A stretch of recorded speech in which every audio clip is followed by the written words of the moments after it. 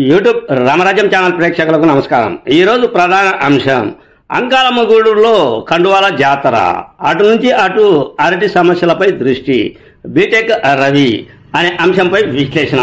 ఈ విశ్లేషణ మీరు చూసే ముందుగా మీరు నా ఛానల్ లైక్ చేయండి, షేర్ చేయండి, ఆ తర్వాత సబ్స్క్రైబ్ చేయండి. మీరు నా ఛానల్ లైక్ చేసి షేర్ చేసి సబ్స్క్రైబ్ చేయడంతో పాటు ఇదే వీడియో నలుగురికి పంపిస్తే 10 నుంచి 20 మందికి చేరేందుకు మీరే అవకాశం కల్పించినట్లు ఉంటుంది. ఇక అసలు విషయానికి వద్దాం.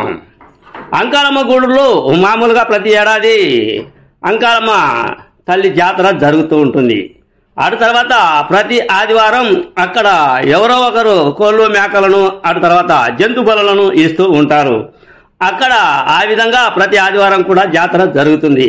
కానీ ఈసారి జాతర మారింది. ఆ జాతర ఏమిటి అంటే వైకాపా నేతలు సైకిల్ ఎక్కారు.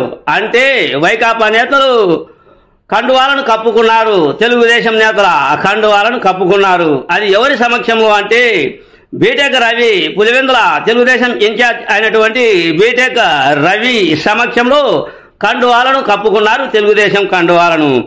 ముఖ్యంగా అంకాలమ్మగూడూరుకు చెందిన పలువురు వైకాపా నేతలు, వారి కుటుంబీకులు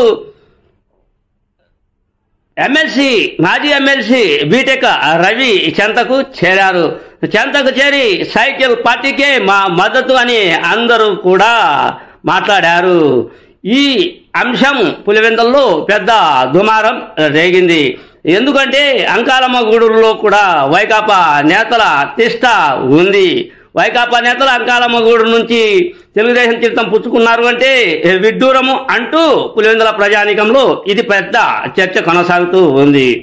అటు తర్వాత కండువాల జాతర అంకాలమ్మగూడూరులో అయిపోయిన అనంతరం నిన్న పడిన పులివెందుల్లో వడగళ్ల వానకు లింగాల మండలంలోని పలు గ్రామాల్లో అరటి తోటలు దెబ్బతిన్నాయి. ఈ అరటి తోటలు దెబ్బతినడంతో బీటెక్ రవి హుటాహుటిన ఆ తోటలను పరిశీలించాడు. ఏ తోటలైతే దెబ్బతిన్నాయో, ఏ తోటలైతే గాలి వానకు కూలిపోయాయో, ఏ అరటి పంట అయితే నష్టం వాటిల్లిందో వాటికి ప్రభుత్వం తరఫున నష్టపరిహారం చెల్లించేందుకు నా కృషి చేస్తానని బీటెక్ రవి హామీ ఇచ్చారు. ఈ వీడియోలో చూడండి. ఇలా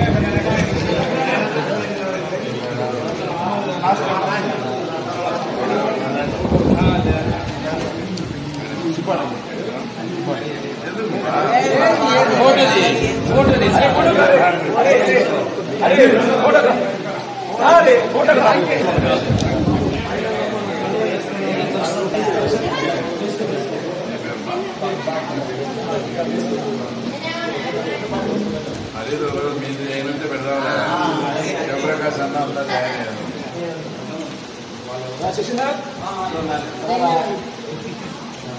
రైట్ మా ఓకే సరే. ఎవరి తోటలో వాళ్ళని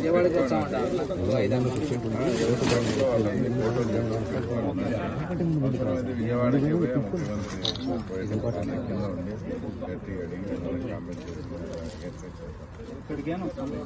ఒక్కటి ఎందుకంటే చాలా